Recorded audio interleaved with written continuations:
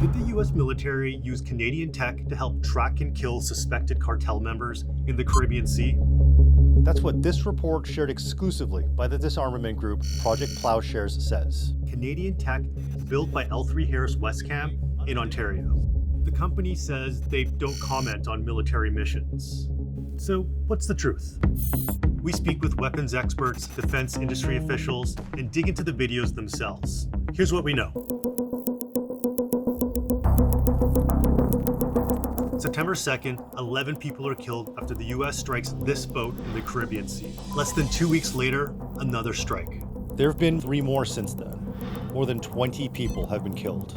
On the boat, you had massive amounts of drugs coming into our country to kill a lot of people. The White House says these deadly strikes are fully consistent with the law of armed conflict because these cartels are now designated terrorist organizations and members are unlawful combatants.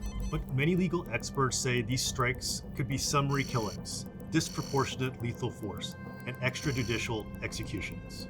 Were these strikes against these Venezuelan vessels legal? No, there's no serious argument that what the Trump administration has done here is legal. It basically amounts to the President of the United States handing out a license to kill. So was Canadian surveillance tech used in these strikes? There's not much to go on with these videos. First, we don't know if the US military filmed from a Reaper drone, a P-8 Poseidon, or something else that was spotted in the area. That the video has clues about the tracking system, the feed that we're seeing right here. So you knew right away that this was some Canadian tech that was being used, or Canadian manufactured tech? Well, it certainly looked like it. What we can see immediately is this very distinctive bar with a number in between it, right? This, for us, is immediately an indicator that this footage was taken from L3 Harris Westcam EOIR sensor. The L3 Harris Westcam MX series system is an electro-optical infrared device, basically special sensors and cameras. L3 Harris is an American company that builds these devices in Hamilton, Ontario. Their customers include police, Canadian military, and the US military.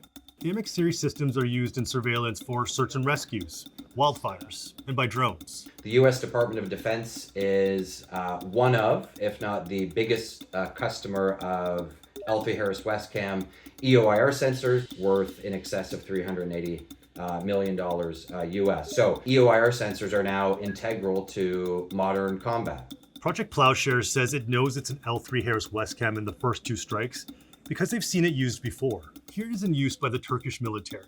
This long line in the middle of the screen looks exactly like what we see in the Venezuelan video. And it's what we see in Ukraine, which has also used L3 Harris Westcam systems in drones. You can even see that the blurred bits of the US military videos align with the layout on the other videos. And we can see, again, a consistent pattern here, right? We can see consistent visual fingerprints. So in the middle of the screen, we can see the sensor bar, which is consistent with prior examples where we know Westcam MX series sensors were used. Okay, Project Ploughshares says it's an L3 Harris Westcam. So we start doing our own digging. We went frame by frame in each video and also noticed this. In the one released September 15th, what appears to be a letter T that wasn't blurred out. If you compare that to an L3 Harris Westcam system from this promo video, that seems to be the same place where the FT or feet indicator is. We see the same font and display layout in countless other videos, including from the Canadian military. Okay, so those match, but we're not stopping there because we don't get a clear answer from the company. So we look at the many other tracking systems out there, using its display and cross-referencing with what the US military used. None came close, except the L3 Harris Westcam. We also speak to defense industry employees and airborne sensor operators, and the consensus is this is likely an L3 Harris Westcam. And finally, we dig this up. L3 Harris's own manual. The bar and the layout looks identical to the unclassified feed, as well as the unblurred videos we've seen before.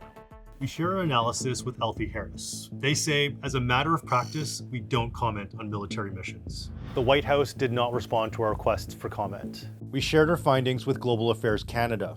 The department said it's aware of the US operation and is monitoring the situation. International legal experts could make the argument that Canada is implicit in a way in the type of war crimes that the Trump administration has committed in the Caribbean basin. Should there be more human rights oversight on the stuff that we send to the US, especially military tech, weapons? I think the immediate response should be to fix the loopholes in Canada's national control regime, to get better oversight on Canadian arms exports to the United States to ensure that they're not being used in abusive ways.